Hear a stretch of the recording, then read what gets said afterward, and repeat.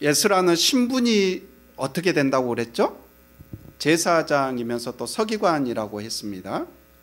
또 바벨론 2차 포로 귀환 때, 지금은 이제 이 에스라는 1차가 아니라 2차 포로 귀환 때 이야기입니다. 이 바벨론 2차 포로 귀환 때, 즉 페르시아 왕 아닥사스다 1세가 왕위에 오른 지 7년째 되었을 때쯤이에요. 왕에게 예루살렘의 귀환을 이 에스라가 허락을 받아서 약 1800명 정도의 유대인들을 이끌고 예루살렘으로 귀환했었던 그 지도자 중에 한 사람입니다. 그런데 오늘 본문을 보니까 예루살렘에 도착해서 에스라 귀에 들려온 첫 소식은 정말 생각지도 못한 소식이 전해졌습니다. 1차 포로 귀환 때 예루살렘으로 돌아왔던 유대 사람들, 그리고 또 포로에 끌려가지 않고 그곳에 남아서 계속 살고 있었던 그 유대인들이 오늘 본문 1절 말씀을 보니까요, 이방인들의 역겨운 일들을 따라하고 있었던 겁니다. 이방인들의 역겨운 일들이라고 표현을 했어요. 하나님께서 많은 선지자들을 통하여 이스라엘이 멸망당하고 또 포로 생활을 하게 된 이유가 백성들의 죄악 때문이다라는 것을 숱하게 말씀해 왔잖아요. 그런데 또 설마 여전히 그렇게 이스라엘 백성들이 죄를 짓고 있을 줄은 에스라는 상상도 못했었던 겁니다. 그렇게 상상도 못한 일이 지금 이스라엘 땅에서 벌어지고 있었던 겁니다. 에스라는 얼마나 그 소식을 듣고 충격을 받았던지요, 3절 말씀에 너무나 기가 막혀서 겉옷과 속옷을 찢고 머리카락과 수염을 뜯으면서 주저앉아 버렸다고 했습니다. 얼마나 기가 막혔습니까? 그렇죠? 그 소식을 듣고. 우리 자녀들을 키우면서 가장 기가 막히는 순간이 한두 개겠어요, 그렇죠? 하지만 가장 기가 막힌 순간이 있다면 잘못에 대해서 금방 꾸짖고 야단을 쳤는데 돌아서서 똑같은 잘못을 또 저지를 때, 그렇죠? 그때는 정말 기가 막히고 코가 막히죠. 누구 옆에 손짓하고 있는데, 찔리는 게 많아요. 우리 성민이는 스스로 그렇게 또 본인의 그걸 잘 또 깨닫는 거, 그게 장점이에요. 우리 김학래, 임미숙 개그맨 부부 아시죠? 그 김학래 씨 어디 그 TV 프로그램에 나와서 얘기하는 걸 들어보니까요, 각서를 그 부부 생활을 하면서 각서를 119통이나 썼대요. 119통. 혹시 이곳에도 뭐 각서를 써보신 분이 계시지는 않겠죠? 이 100통이 넘게 각서를 쓰면 뭐 그 다음부터는 눈 감고도 쓸 것 같아요, 그렇죠? 그냥 뭐 줄줄줄 나올 것 같아요. 그래서 이 김학래 씨 얘기를 들어보니까 이 임미숙 씨가 이제 막 싸우다가 각서 써! 그러면 그게 그렇게 반갑고 좋대요. 그 얘기가. 각서 써! 그 말은 이제 끝났다라는 신호이기 때문에 그 말이 그렇게 좋았다라는 그런 얘기를 하는 것을 들었는데요. 그렇게 각서를 많이 쓰는 사람들의 특징이 있죠. 각서를 많이 쓰는 사람들의 특징을 보니까요, 매번 비슷한 잘못을 계속해서 반복해서 저질러요. 그리고 그러다 보니까 그 각서의 내용도 매번 비슷한 내용을 써요. 그렇죠? 이런 특징이 있습니다. 자, 돌이켜서 생각을 해보면요, 우리도 하나님 앞에 똑같은 실수, 똑같은 잘못을 계속해서 반복해서 그렇게 저지르고 있는 것 아닙니까? 그렇죠? 그게 우리 인간들의 죄성이고 우리 인간들의 연약함이죠. 저도 지난 주일에 기억을 하실지 모르겠어요. 지난 주일에 그렇게 설교를 해놓고 지난주에도 전도지 제작을 못했습니다. 지난주에 설교를 들으신 분들 중에 웬 전도지 제자? 이렇게 생각하고 계시는 분은 안 계시죠? 우리가 자녀들이 똑같은 잘못을 반복해서 할 때 그렇게 속이 터지는 것처럼 하나님께서도 우리가 똑같은 잘못을 반복해서 저지를 때 얼마나 기가 막히시겠어요. 3절 말씀에 예스라가 그 하나님의 말씀을 대변하고 있는 거죠. 자, 그런데 이스라엘 백성들이 무슨 죄를 저질렀습니까? 1절 말씀으로 보니까 이스라엘 백성들은 누구보다도 거룩함을 유지해야 하는 제사장이나 레위 사람들마저도 이방 백성과 관계를 끊지 않고 이방인들이 하는 역겨운 일들을 따라서 했다라고 했습니다. 또 2절 말씀에서는요, 이방 사람의 딸을 아내로 또는 며느리로 맞아들여서 이방인들의 피가 거룩한 핏줄에 섞였다고 하면서 지도자와 관리라는 자들이 오히려 앞장서서 그런 죄를 저질렀다라고 했죠. 신명기 7장 3절과 4절 말씀을 우리 함께 한번 읽어볼까요? 시작. 그들과 혼인관계를 맺어서도 안 됩니다. 당신들 딸을 그들의 아들과 결혼시키지 말고 당신들 아들을 그들의 딸과 결혼시키지도 마십시오. 그렇게 했다가는 그들의 꾀매에 빠져서 당신들의 아들이 주님을 떠나 그들의 신들을 섬기게 될 것이며, 그렇게 되면 주님께서 진노하셔서 곧바로 당신들을 멸하실 것입니다. 이렇게 하나님께서는 율법으로 이방인과의 혼인을 금지시켰어요. 그 이유는 4절에 이방인과 결혼했다가는 그들의 꾀매에 빠져서 당신들의 아들이 주님을 떠나서 그들의 신들을 섬기게 될 수 있기 때문에 그런 영적 위험을 사전에 원천 차단하고자 했었던 겁니다. 몇 주 전에 TV를 보다가 우연히 로빈슨 크루소라는 영화를 보게 됐는데요. 다 아시잖아요, 그렇죠? 너무나 유명한 책이고 또 영화인데요. 거기서 식인종이 다른 부족 사람을 사로잡아서 악어 신에게 그 사람을 죽여서 칼로 찔러 죽여서 그렇게 제물을 바치는 장면이 나오더라고요. 자, 그렇게 식인종들이 사람을 죽여서 악어 신에게, 우상이죠, 악어 신에게 제사를 드리는 것처럼 고대 사회에서는 몰렉이라는 우상에게 사람을 죽여서 제물로 바치는 그런 야만적이고 끔찍한 일들이 벌어졌습니다. 또 공개된 장소에서요, 아세라 우상을 기쁘게 해준다는 명목하에 그 아세라 제사장이라고 불리우는 창기들이 그 아세라 상 앞에 모여서 서로 뒤엉켜 성행위를 일삼는 그런 말도 안 되는 일들이 벌어졌었습니다. 실제로 남유다의 14대 왕이 므낫세 왕은요, 유다 왕 중에 가장 악한 왕으로 그렇게 알려져 있죠. 그 므낫세 왕은 열왕기하 21장 말씀을 보니까 그 예루살렘 성전에, 거룩한 그 예루살렘 솔로몬의 그 성전에 우상들을 들여놨다고 합니다. 그리고 그 성전을 매음굴로 만들었다고 해요. 더 나아가서 므낫세 왕은 가장 끔찍한 악행인 자신의 아들을 몰렉에게 불살라서 제물로 바쳤대요. 그런 내용이 나옵니다. 이방인과 결혼하지 말라는 율법을 우리는 뭐 그렇게까지 뭐 이방인과 결혼하는 거 뭐 그 정도는 뭐 허용해야 되는 것 아니야, 뭐 그렇게까지 하시지, 이렇게 우리가 그걸 폄하할 수도 있습니다. 그런데요, 당시 이방인들의 우상 숭배 의식은 우리가 생각하고 있는 이상이었다는 거예요. 그 정도로 음란하고 비인간적이고 폭력적이고 야만적이었습니다.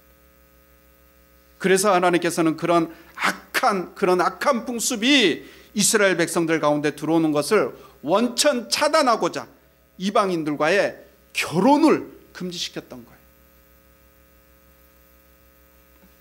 그런데요, 이스라엘 백성들은 그렇게 하나님으로부터 때로는 아수르를 통해서, 때로는 바벨론을 통해서 그렇게 매를 맞고도 여전히 정신을 못 차리고 또다시 그 신명기 말씀에 그 율법을 어기고 이방인들과 결혼을 했었던 거죠. 심지어는 바벨론에서 그 포로 생활을, 그 힘든 서러운 그 포로 생활, 70년간의 그 포로 생활, 노예 생활을 마치고 귀환했었던, 1차 귀환했었던 그 사람들마저도 그 이방인들의 그 악습을 그대로 받아들이고 그들과 결혼을 하고 그런 모습으로 있었다는 겁니다. 그것도 지도자와 관리자들이 오히려 앞장서서 그런 악행을 저질렀다고 했습니다. 에스라는 그런 죄의 결과가 무엇이라는 것을 너무나 잘 알고 있었죠. 불과 얼마 전까지만 해도 이스라엘 백성들의 그런 죄의 대가로 인해서 바벨론 땅에서 70년간이나 노예 생활을 했잖아요. 그래서 에스라는 7절에서 이렇게 기도하고 있습니다. 조상 때로부터 오늘에 이르기까지 우리가 저지른 잘못이 너무나도 큽니다.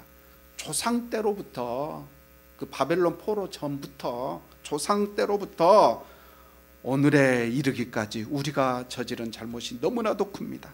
우리가 지은 죄 때문에 우리뿐만 아니라 우리의 왕들과 제사장들까지도 여러 나라 왕들의 칼에 맞아 죽거나 사로잡혀 가고 재산도 다 빼앗기고 온갖 수모를 겪었습니다.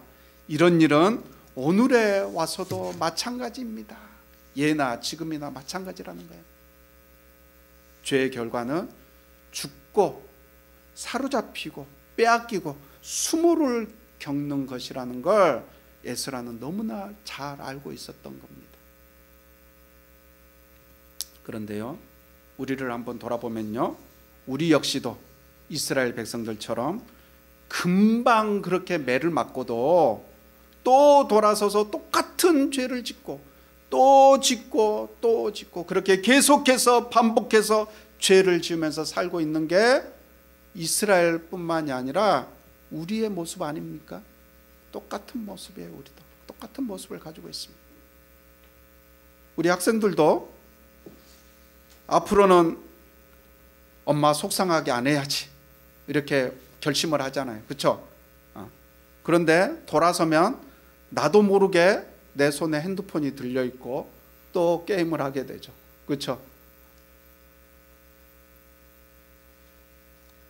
죄의 결과는 죽고 사로잡히고 빼앗기고 수모를 겪는 거라고 했잖아요. 그렇죠? 그런데 내 마음대로 그 죄를 멀리하고 싶어도, 그 죄를 떠나고 싶어도, 이제 앞으로는 다시는 엄마를 속상하게 안 하고 싶어도 돌아서면 안 되는 거예요. 돌아서면 핸드폰이 내 손에 있는 거예요. 돌아서면 아무리 결심을 하고 결단을 해도 안 되는 거예요. 안 되는 거예요. 내 힘으로는 멈출 수가 없어요. 내 의지로는 그만둘 수가 없습니다. 에스라는 그런 우리 인간들의 연약함과 한계를 잘 알고 있었기 때문에요, 8절과 9절에서 하나님의 자비를 언급을 하고 있는 겁니다. 하나님의 자비에 이 에스라는 의지하고 있는 거고요, 그 자비를 기도하는 중에 그 자비를 언급하고 있는 것입니다. 8절과 9절 말씀 한번 읽어보겠습니다. 제가 읽겠습니다. 그러나 주 우리 하나님께서는 비록 잠깐이기는 하지만 우리에게 자비를 베푸시어 우리 가운데서 얼마쯤을 살아남게 하셨습니다. 또한 주님께서 거룩하게 여기시는 곳에 우리가 살아갈 든든한 터전을 마련하여 주셨습니다. 하나님께서는 우리 눈에서 생기가 돌게 하시고 잠시나마 종살이에서 벗어나게 하여 주셨습니다. 9절에 우리가 종살이를 하였지만 하나님께서는 우리를 언제까지나 종살이를 하도록 내버려 두지 않으시고 오히려 페르시아의 왕들에게 사랑을 받게 하여 주시고 또 우리에게 용기를 주셔서 하나님의 성전을 다시 짓고 무너진 곳을 다시 쌓아 올리게 하시어 유다와 예루살렘에서 우리가 이처럼 보호를 받으면서 살아갈 수 있게 하셨습니다. 하나님께서 하셨습니다. 하나님의 자비를 베풀어 주셔서 하나님께서 이렇게 하셨습니다. 물론 8절 9절의 말씀은 하나님께서 그렇게 자비를 베풀어 주셔서 우리의 죄를 용서해 주시고 우리를 종살이에서 벗어나게 해 주셨는데 그 은혜를 잊어버리고 또다시 죄악의 길을 걷고 있는 그 백성들의 어리석음과 잘못을 용서해 달라는 그런 기도의 한 대목이지만요, 에스라는 의도적으로 그동안 이스라엘 백성들 가운데서 행하신 그 하나님의 자비하심, 그 하나님의 자비하심을 언급하며 이번에도 우리 가운데 우리를 불쌍히 여기셔서 우리 가운데 그 자비를 과거에 우리 이스라엘 위에 이스라엘 백성들에게 베풀어 주셨던 그 자비를, 그 너그러우심을 이번에도 우리 가운데 베풀어 달라, 그런 기도를 지금 드리고 있는 것입니다. 오늘이 추수감사 주일이라 오늘의 설교 본문이 감사절과 맞는 본문이었으면 좋겠다라는 생각을 가지고 설교 준비를 했는데요. 우리는 이제 그 성서 유년에서 나온 매일 성경의 본문을 가지고 설교가 진행이 되잖아요. 그래서 오늘 본문이 감사절에 맞는 본문이었으면 좋겠다라는 생각을 가지고 그렇게 설교 준비를 했는데, 하필이면 오늘 본문을 읽으니까 뭐 죄를 책망하는 내용이라든가, 그렇죠? 또 회개, 뭐 에스라의 회개 기도라든가 뭐 이런 좀 심각한, 감사와는 조금 거리가 멀어 보이는 그런 내용의 본문으로 이루어진 거예요. 그래서 처음에는 솔직히 좀 실망을 했었습니다. 하나님이 좀 딱 맞는 좀 본문을 주셨으면 좋았을 것을, 그렇게 좀 실망을 했었는데요, 8절의 말씀을 묵상을 하면서 하나님께서 감사절인 오늘 이 본문을 주신 데는 이유가 있구나, 그런 생각이 드는 거예요. 물론 우리가 억지로라도 감사를 연습하고요, 또 그렇게 감사를 되뇌이는 것은 우리 신앙 성장에 아주 유익한 것입니다. 아주 유익한 것이. 그런데요, 8절 말씀을 묵상하는데 진짜 감사, 자연적으로 나오는 감사, 그 감사는요, 우리가 감사를 묵상할 때가 아니라 하나님의 자비, 하나님의 은혜, 하나님의 사랑, 하나님의 용서를 묵상할 때 자연적인 그 감사, 억지로 감사를 우리가 묵상하고 그래 감사절이니까 오늘은 감사를, 다른 때는 몰라도 오늘만이라도 감사를 묵상하고 내가 감사를 되뇌어야지, 그게 아니라 우리가 하나님의 은혜, 하나님의 자비, 하나님의 사랑을 우리가 묵상을 하니까요, 그 감사가 자연적으로 나올 수밖에 없게 되더라는 거예요.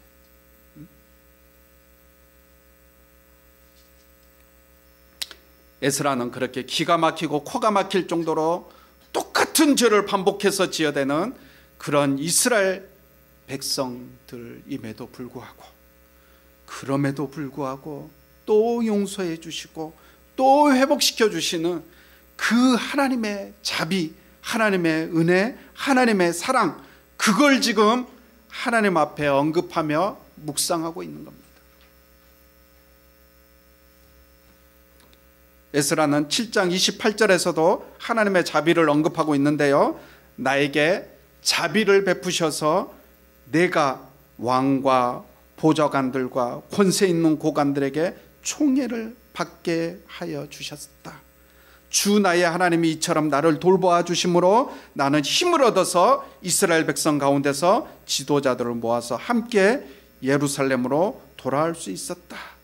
하나님께서 돌봐 주셔서, 하나님께서 자비를 베풀어 주셔서 페르시아의 아닥사스다 왕이 에스라에게 2차 포로 귀환을 허락해 준 데는 하나님의 은혜가 있었다는 겁니다. 하나님의 자비가 있었다는 겁니다.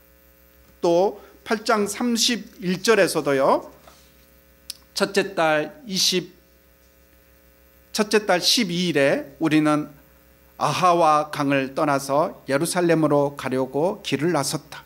가는 길에 매복한 자들의 습격을 받기도 하였지만 하나님이 우리를 잘 보살펴 주셔서 그들의 손에서 벗어날 수 있었다. 예루살렘으로 돌아오는 길에 적들의 습격을 벗어날 수 있었던 것도 역시 하나님의 은혜였다라는 것을 예스라는 고백하고 있는 겁니다. 하나님의 자비였다. 자비를 베풀어 주신 거다. 1차 귀환했던 백성들은 지금 예루살렘에서 하나님의 말씀을 저버리고 율법을 저버리고 지들 멋대로 그렇게 살고 있는 그런 상황인데도 불구하고 우리 같으면 한 번 속지 두 번 속냐? 그렇죠? 그러면서 2차 귀환자들에게는 자비고 은혜고 그렇죠? 우리 같으면 그러잖아요. 1차 귀환 그렇게 시켜줬더니 그 모양이에요. 그 모양이에요. 그러면 우리 같으면 내가 하나님이라면 야, 그 2차 귀환 사람들에게 뭐 은혜고 자비고 뭐 다시는 이제 국물도 없을 줄 알아. 그런데 하나님께서는 그렇게 또 속을 줄 알면서도 2차 귀환한 그 이스라엘 백성들이라고 다르겠어요? 그런데 그렇게 또 속을 줄 알면서도 잘못했다고 돌아오면 다시 받아주시고 또 용서해 주시는 분, 그분이 바로 하나님 아니십니까? 하나님의 그 자비와 은혜가 있었기 때문에 지금 우리가 이 자리에 서 있을 수 있는 것 아닙니까? 여러분, 우리가 추수감사절을 맞아서 하나님의 자비와 은혜를 묵상하는 시간이 되었으면 좋겠습니다. 하나님의 자비와 은혜로 인하여 우리가 죄를 용서받고 구원을 얻게 된 것입니다. 우리 안에 구원받을 자격이, 여러분 스스로를 한번 돌아보세요. 내 안에 내가 구원받을 자격이 어디에 있어요? 어디에 있어요? 자격 없는 날 구원해 주신 그 하나님의 그 은혜를 생각하며 그 은혜에 마음껏 감사하는 그런 우리 추수감사절이 되었으면 좋겠습니다. 이제 말씀을 마치겠습니다. 로마서 5장 8절 말씀인데요. 그러나 우리가 아직 죄인 되었을 때에 그리스도께서 우리를 위하여 죽으셨습니다. 이리하여 하나님께서는 우리들에 대한 자기의 사랑을 실증하셨습니다. 하나님의 은혜는 여기에 있는데요. 그러나 우리가 아직 죄인 되었을 때에 그리스도께서 우리를 위하여 죽으셨습니다. 예수 그리스도께서는 우리가 아직 죄인 되었을 때 또 우리가 배신할 것을 아시고도 우리를 위하여 죽으셨다는 겁니다. 눈물을 흘리며 용서를 구했다가도 또 반복해서 똑같은 잘못, 똑같은 실수를 그렇게 우리는 할 수밖에 없는 그런 연약한 존재라는 것을 아시고도 하나님께서는 우리를 용서해 주시고 우리를 받아주시는 분이십니다. 우리로서는 감히 흉내낼 수도 없는 하나님의 그 사랑 앞에, 그 자비 앞에, 그 은혜 앞에 우리의 마음을 다해 감격하시고요, 또 우리의 전부를 들여서 감사하는 그런 우리 감사절이 되었으면 좋겠습니다.